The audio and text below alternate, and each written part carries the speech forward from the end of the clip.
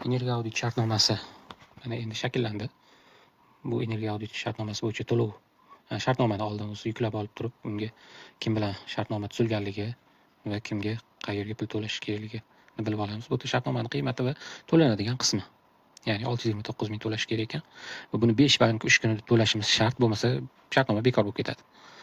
Shu to'lovlar xuddi shu hisob raqamlarga, ya'ni birja hisob raqamiga to'lash kerak. To'lov qilishni bosamiz. To'lov qilganda to'lov tizimlari orqali tanlab turib klik yoki hisob raqami orqali ham bankka kvitansiya orqali to'lasa ham bo'ladi yoki katta summa bo'lmasa klik orqali to'lash ham oson. Klik shu karta ma'lumotlarini to'ldiriladi. Karta ma'lumotlari to'lgandan keyin o'sha to'lov ham amalga oshgan hisoblanadi va shaxsiy kabinetga qaytib chiqsak ham bo'ladi.